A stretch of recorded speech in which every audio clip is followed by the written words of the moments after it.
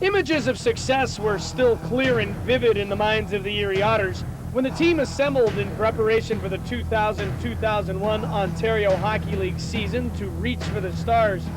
The simple expectation for the Otters was to build on the steps taken the previous spring.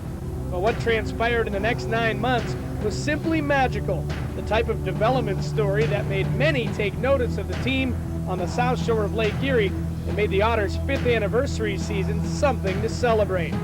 After capturing the 1999-2000 Midwest Division title and advancing to the 7th game of the Western Conference semifinals against the Sault Ste. Marie Greyhounds, the Otters had their sights set on bigger and better accomplishments in 2000-2001. I've always said defense is going to win championships, and we coach that style of hockey. We try and keep teams to the perimeter. We try and limit the amount of quality scoring opportunities, and right now we're capable of doing that. Yeah, I think our 6th year can match up as well as any other teams do. Everybody can play any night at any time, so we can all log a lot of minutes, so it's good. It keeps us all rested for the end of the season. On paper, defense and goaltending were the Otters' obvious strengths when the club broke training camp and headed onto the road for their first 4 games of the regular season. The biggest variable was offense. Graduation in the professional ranks removed almost 40% of the team's goal scoring from the previous season, and questions were numerous as to just who would step up and fill the void. The answer arrived relatively early for head coach Dave McQueen and assistant coach Peter Sidorkiewicz. Buoyed by the confidence gained in his selection in the first round of the 2000 NHL draft and a successful run at the Toronto Maple Leafs training camp, Brad Boyes returned to the Otters on the eve of the 2000-2001 season to assume the captaincy and attempt to guide his team to more success than they had ever experienced before. After a start that saw the Otters win only 1 of their first 4 games, Boyes caught fire in an incredible run that saw the 18-year-old soar to the top of the OHL scoring rates. In the month of October alone, the third-year center registered 13 goals and 8 assists for 21 points in just 11 games. The stretch not only featured back-to-back hat tricks, but also a place in the OHL record book when Boyes became the first player in league history to score on a penalty shot in back-to-back games. We can't just rely always on our talent. Sometimes we got to go out there and just play hard, and we did that and capitalize on our chances. And, you know, to be a great team, you got to work hard as well as be skilled. While Boyes was nearly single-handedly answering the Otters' preseason questions in regard to offense, Adam Monroe was quietly marking his territory in a similar streak of success on the defensive side of the puck. After taking a loss in his first 2 appearances of the season, the second-year goaltender turned unbeatable, going a franchise record 22 starts without a loss, leading to OHL Goaltender of the Month honors for both October and November. With the individual successes of Boyes and Monroe, it was no surprise that as a team, the Otters were thriving. In fact, after suffering a lopsided loss at the hands of the Ottawa 67s midway through October, the Otters strung together the 3rd longest unbeaten streak in OHL history, going 21 games without a loss to improve to 23-7. The streak vaulted the Otters to the top of the OHL standings, and in the first week of December, elevated the team to the #1 position in the Canadian Hockey League top 10 rankings for the first time in franchise history. Erie's ascension to the top of the CHL weekly poll was timely, arriving on the eve of a weekend series against the Plymouth Whalers. Through the course of the first half of the season, the Otters and Whalers had positioned themselves as the class of the Western Conference and favorites to finish at the top of their respective divisions. You know, Plymouth doesn't get to where they're at by being a bad hockey club and by quitting, and we knew they'd keep coming, and they keep coming, and they're a very skilled and very good hockey club. After skating to a 5-5 draw in the first game of the series, the Otters saw their unbeaten streak come to an end as the Whalers survived a furious late-game Erie rally and skated to a narrow 4-3 victory. The loss ended the Otters' 21-game unbeaten streak overall and their 15-game home undefeated streak as Plymouth became the first team in the 2000-2001 season to emerge from the Tullio Arena victorious. Despite a tie and a loss against the Whalers, the Otters held the #1 position in the CHL rankings for a 2nd straight week. Following the weekend series against the Whalers, the Otters lost the services of leading scorer Brad Boyes. who was selected to play for Team Canada at the World Junior Hockey Championships held in Moscow, Russia. Boys became the 4th player in Otters history to represent his country at the prestigious junior tournament. Despite the absence of their captain, and later rookie defenseman Chris Campoli, who participated in the World Under-17 Hockey Challenge, the Otters continued their winning ways into the new year, greeting the turn of the calendar with an OHL best mark of 25, 6, and 7. The first half of the season provided many memorable moments and surprises, none bigger than the emergence of training camp invitee Joe Gunther. The 19-year-old from West Seneca, New York, signaled his arrival onto the junior scene by scoring a goal on his very first OHL shot, and he never looked back. By December, Gunther's scoring prowess had attracted enough attention around the league to capture OHL Rookie of the Month honors after scoring 13 goals and 20 points in 11 games. The new year often brings a new look for many teams in the OHL as the trading deadline arrives. Erie managing partner and general manager Sherry Bassett and his scouting staff went to work early, getting the jump on a number of teams by acquiring veteran sniper Corey Pecker from the Sault Ste. Marie Greyhounds.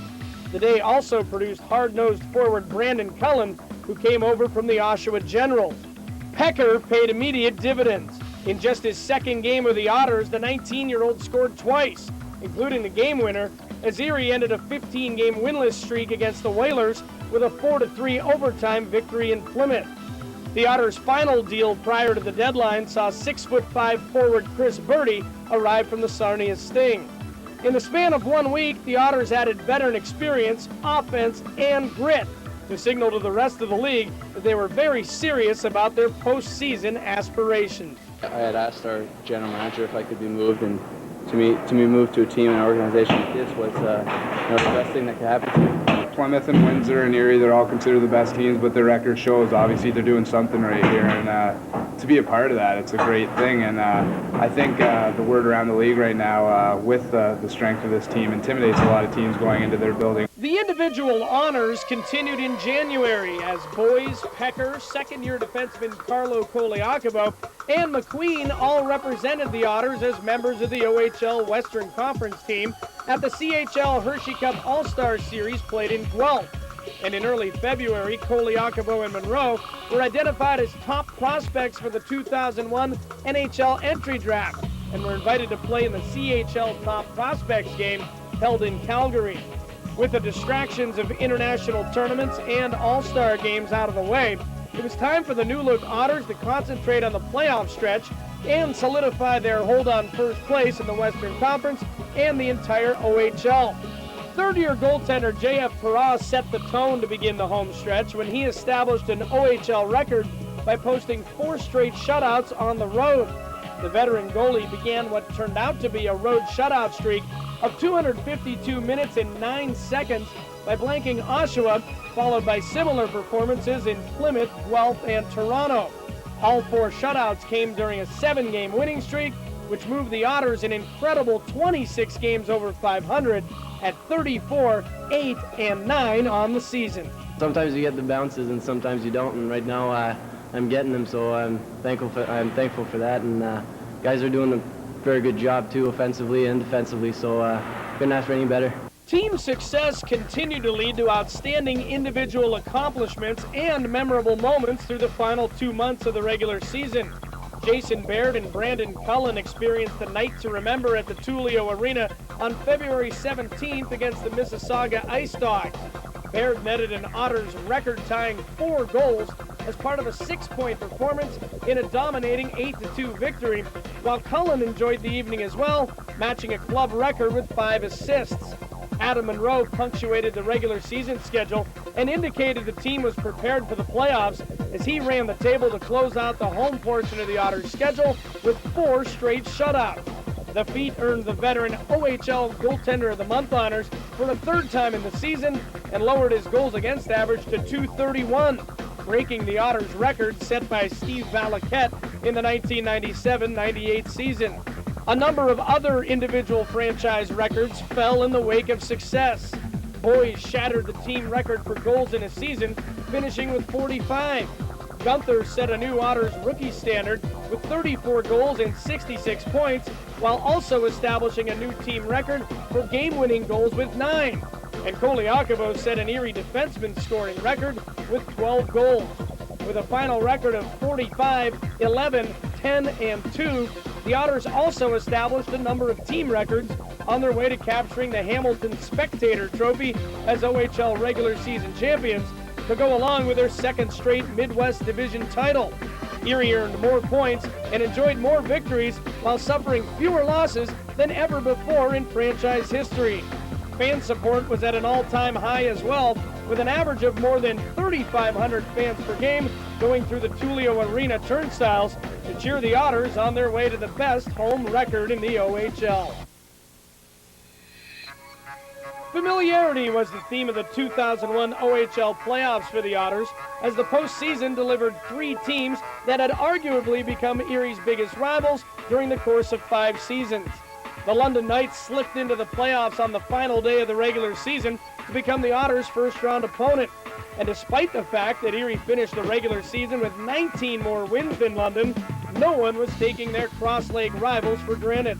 As expected, the series was a physical affair that featured the speed and skill of the Otters against the bash and brawn of the Knights. The first 2 games of the best-of-7 series were close checking games, at least until the midway point of the contest, when the Otters outdistanced themselves from their opposition with 7-3 and 5-3 victories at the Tullio Arena and a 2-0 series lead.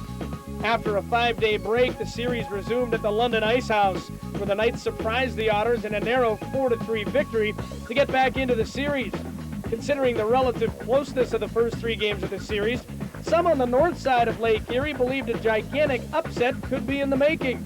However, the Otters put that notion quickly to rest the next night, doubling the Knights 4-2 and taking a commanding 3-1 series lead back to Erie. Game 5 proved to be another tight battle. The 2 teams traded goals in the first before Corey Pecker lifted the Otters to a 2-1 advantage after 2. The Knights refused to go easily, tying the game early in the third. And just when it appeared the game was heading to overtime, Jason Baird stepped over center and dumped a harmless-looking shot in on Aaron Molnar.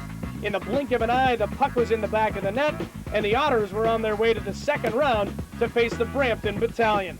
It's just got the puck in our own zone, and me and Nelly went on a 2-on-2, and I just let a shot go at the net to hopefully get a rebound or something, and all of a sudden the goalie misplayed it and it was in the net. It was huge for us to get it over in 5 games. Brampton's sitting at home waiting for us. We assume we're going to play them anyways, and we're a little beat up. London played us a very physical series, and we need the next 5-6 days just to recuperate. For the second season in a row, the Otters and Brampton Battalion faced one another in the OHL playoffs, with Brampton looking to avenge their opening round loss to Erie last spring. The Battalion cruised into the Western Conference semifinals with a 4-game sweep of the Guelph Storm and seemed to be hitting their peak at just the right time following a disappointing regular season. The Otters, meanwhile, had emerged from a physically challenging opening round series, healthy and ready for what was expected to be another punishing battle. Corey Pecker got the Otters and their fans excited in Game 1, scoring early in the first and in the dying seconds of the second to give Erie a 3-2 lead heading into the third period. However, for the first time all season, the Otters lost the game when leading after 2, as Rafi Torres netted 2 third-period goals to give the visiting Battalion a 4-3 victory and a 1-0 lead in the best-of-7 affair.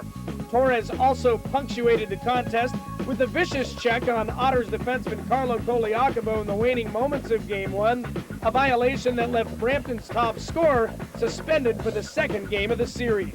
Whether he's in the lineup or not, we still got to play our game, and if we play our game, then only one player can make a huge difference. Him not being in the lineup, you got 3 points the other night, so but I don't think one player makes a team, so no, not too much. Game 2 will easily be best remembered as quite possibly Corey Pecker's finest hour as a member of the Otters. In front of a Canada-wide television audience and a full house at the Brampton Sports and Entertainment Center, the veteran forward recorded an OHL first, netting a shorthanded hat trick as the Otters pummeled the Battalion 7-2 to even the series. Pecker's efforts clearly swung the momentum back in the direction of the Otters as the series returned to Erie for Game 3. Carlo Koliakovo exacted some revenge on the battalion, and in particular Rafi Torres, in the third game of the best-of-7 series the best way possible. The second-year Otters defenseman sparked an offensive outburst with the eventual game winner as the Otters scored 3 times in less than 4 minutes in the first half of the third period to win 5-2 and take a 2-1 series lead. Pecker was front and center again in Game 4 in Brampton, collecting his second hat trick of the series, while Adam Monroe provided defense with a 36-save performance for his first career playoff shutout in a 3-0 victory and a 3-1 lead in the series. I just want to be a person, a part of the team's success, and I know my role and I know what I have to do, and I got to score goals, and that's my role. So whatever I can do to contribute, I got to do. Game 5 presented the Otters with a chance to advance to the Western Conference Finals for the first time since moving to Erie prior to the 96-97 season. The game was another close checking affair, with the two teams tied at 1 after 1 and even at 2 heading into the third. The seesaw battle continued in the final frame, with the Otters holding a narrow 1-goal advantage as the period wound toward its conclusion. But the battalion wasn't going to be eliminated easily. With just over 1 minute remaining in regulation, Jay Harrison pounced on a bouncing puck in front of the Otters' net to tie the game at 4. With overtime seemingly a foregone conclusion, the Otters stormed the Brampton zone, looking for a last-second chance to put away the battalion for good. Here's Baird, 10 seconds remaining, Baird leading the rush. Moving in, drilled the shot, wired it over the glass. Here's Baird behind the net, centering pass, boys, scores! Brad Boys, 3 seconds remaining! The Otters score! Bedlam has arrived at the Tullio Arena! Brad Boys strikes! 3 seconds left, 5-4 Otters! The 5-game victory moved the Otters into the Western Conference Finals to face the Plymouth Whalers, a series many had been anticipating since early in the 2000-2001 season. It seemed the Erie Otters and the Plymouth Whalers were on a collision course since the beginning of the regular season. Despite never before meeting in the postseason, a natural and sometimes bitter rivalry had developed between the only American-based teams in the OHL, a rivalry dominated by the Whalers. To make things more challenging, the Otters entered the best-of-7 series without the services of Nikita Alexiev, who was injured in the final game of the Brampton series. Anticipation and excitement was sky high for the series opener, as more than 5,500 fans packed the Tullio Arena. The large and energetic crowd was silenced early as the Whalers scored 3 minutes into the game on their way to a convincing 3-0 victory. The Otters returned the favor in Game 2 at the CompuWare Sports Arena as J.F. Perrott turned aside 26 shots in a 4-1 Otters win to even the series at 1 game apiece. Game 3 turned out to be the pivotal game of the series. The Otters found themselves trailing 3-1 by the midway point of the second, and then rallied back to tie the game. Power play goals by Carlo Koliakovo and Derek Bufflin brought the home side back on even terms early in the third. Erie continued to exert pressure to no avail as Plymouth goaltender Rob Zepp held the Otters at bay. Thomas Kirkus spoiled the comeback bid midway through the final 20 minutes, and the Whalers hung on for a 4-3 victory and a 2-1 lead in the series. The Otters never recovered from the Game 3 setback, losing 6-2 in Game 4, and despite the return of Nikita Alexiev from injury in Game 5, saw their season come to an end in a 7-4 defeat at the Tullio Arena. We never gave up, down 3 goals and came back and battled hard. Unfortunately, Plymouth was a better team tonight, and they deserve all the credit. But our guys, it's just been unbelievable. Great group of guys, best hockey team I've ever played with. And it's tough to explain in words. It's pretty emotional. It's been 4 years here in my life, and played with a great bunch of guys, and never forget them. They're obviously gonna be friends for life, and I'll miss them. The end of the season marked just the beginning of the honors bestowed upon the Otters. Brad Boys was the recipient of the Red Tilson Trophy as the OHL's most outstanding player, and the William Hanley Trophy as the league's most sportsmanlike player. Dave McQueen was named the Matt Layden Trophy winner as OHL Coach of the Year, and Joey Sullivan earned the OHL Humanitarian of the Year award. Simply put, the 2000-2001 Ontario Hockey League campaign was a season to remember for the Erie Otters.